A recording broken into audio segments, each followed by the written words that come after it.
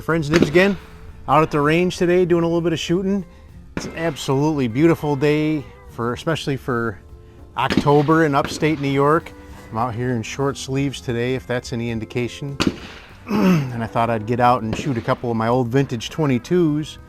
And this one we're going to be having a look at today in this video is one I've had for a while now, but it's pretty cool. This one is actually branded as a Sears Ranger. It's 22 long rifle. This one is essentially it's made by Stevens, and this one was, these were patterned after the Stevens Model 416, which was a heavy barreled trainer target rifle that I don't know if they were really trying to compete with them or just have something that was at least in the same, ballpark, but they were dubbed as a poor man's Model 52, and I definitely would not, say that they're on par with at least a nice 52. But they are a good shooting gun. Don't get me wrong, but these are probably one step below. Maybe I would liken them as a competition for the Winchester Model 75, which is a little bit a lower tier. Still a great target gun, but I'd read these Stevens 416s were a poor man's 52, so take that for what it is. This one here, like I said, is branded as a Sears Ranger. Got a lot of people out at the range today. I kind of expected that we would, being as nice a day as it is. I'm really surprised that I got one open range that I can shoot at and do some videos at, so I was pretty happy about that. Actually, the more interesting thing I think about this gun is the scope that I have mounted on this. It's actually a scope that is very hard to find information on. This one was made by a company called Carolyn. And it's spelled just like the woman's name with a YN at the end.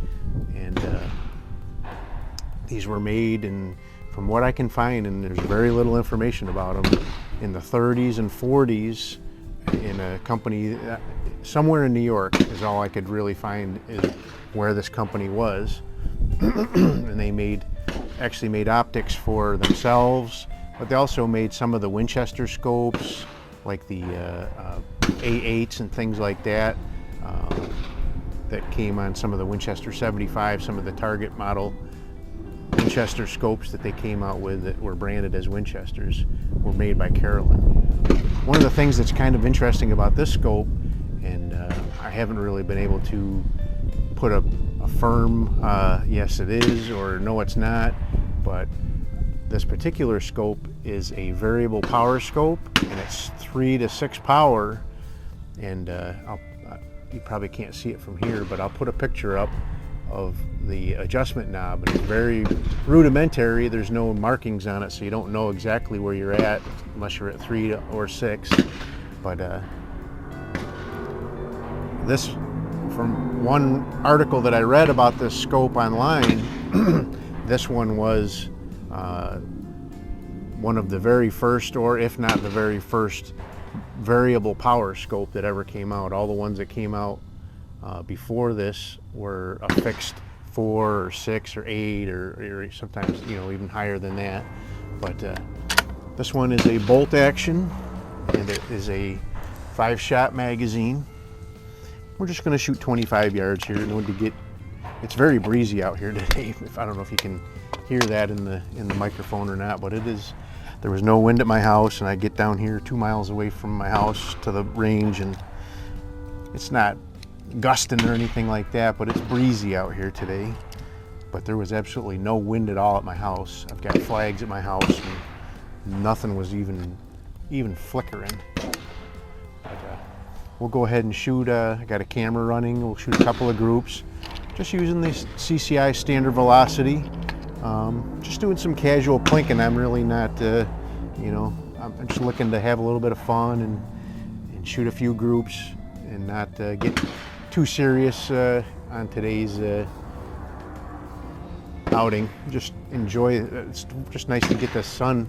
You don't get much of that in October in New York, so we'll enjoy it while we can. But let's see what we can do. This scope, I haven't done it yet, but I'll try to get a picture of this sight picture. This has a post center with a crosshair going across. I don't know if I'll be able to get a good shot of that or not, but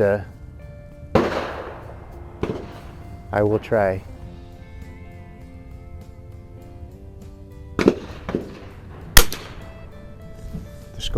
The trigger is a little heavy on this, but it's not terrible. There's no creep to it at all. It's just a little heavy, and then it just breaks nice and crisp.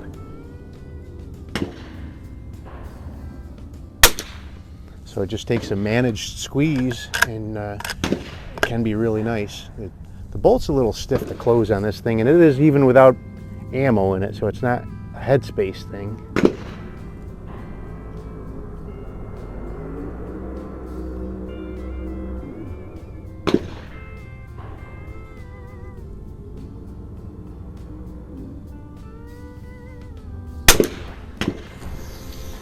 So the clarity on this scope is pretty good for a scope that was made in the 1930s, probably. It's definitely not. And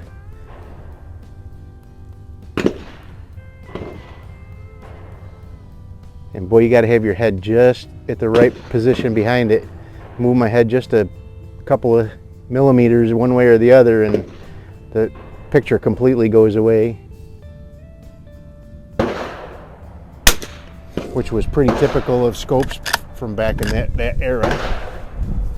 The high relief and getting your head position was very critical behind these.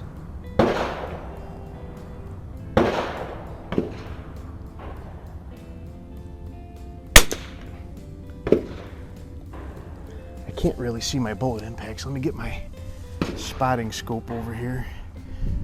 The problem is the sun's right in my face again here, and it's completely washing out the front of that front lens on that. Oh yeah, looks like I'm doing pretty good there.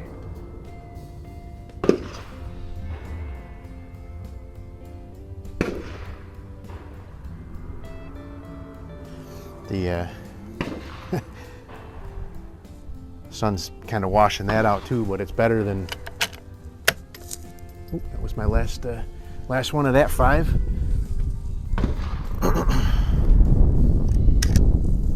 Go ahead. Drop my microphone. Sorry about the noise. Let's do another 5, and then we'll wrap it up. I'll give you. I forgot to show you guys the rifle, so we'll do another 5, and then we'll wrap it up and. I can get back to my plinking.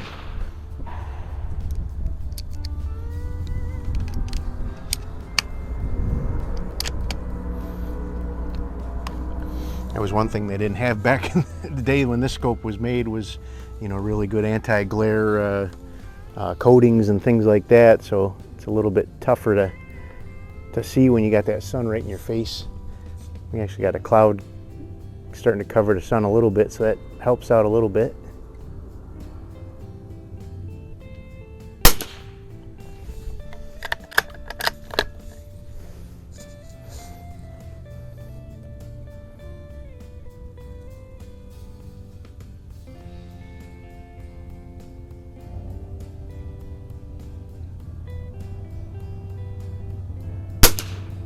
I'm not really used to shooting with a post. I do have a couple other scopes with posts in there, but most of my scopes have crosshairs, so it's a little bit different, a little more tricky to get your shots lined up exactly the same every time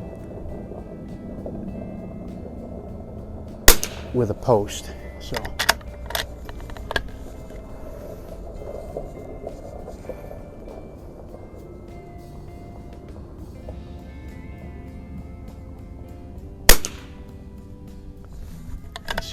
a couple holes in that tape on that new bullseye. I'll run and grab that target and take a look before I finish up the video.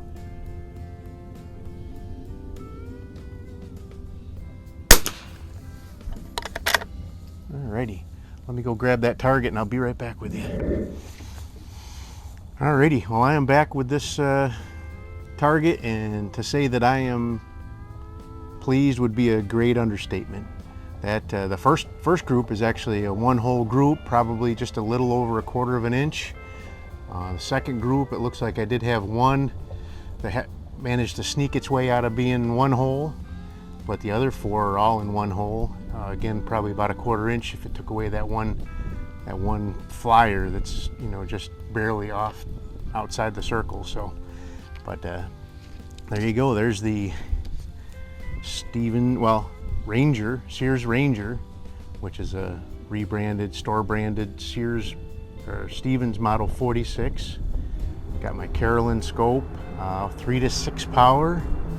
Very cool scope. I hunted for that one for a while before I finally found one that was for sale and in good shape and a price that I was willing to pay. But that's one that I am probably never going to get rid of.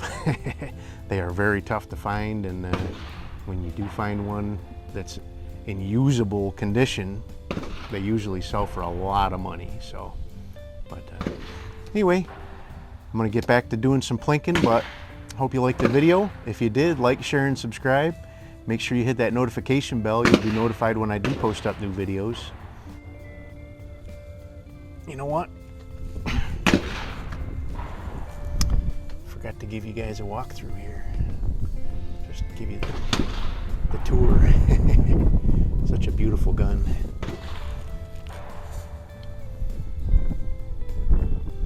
There's magazine well down there.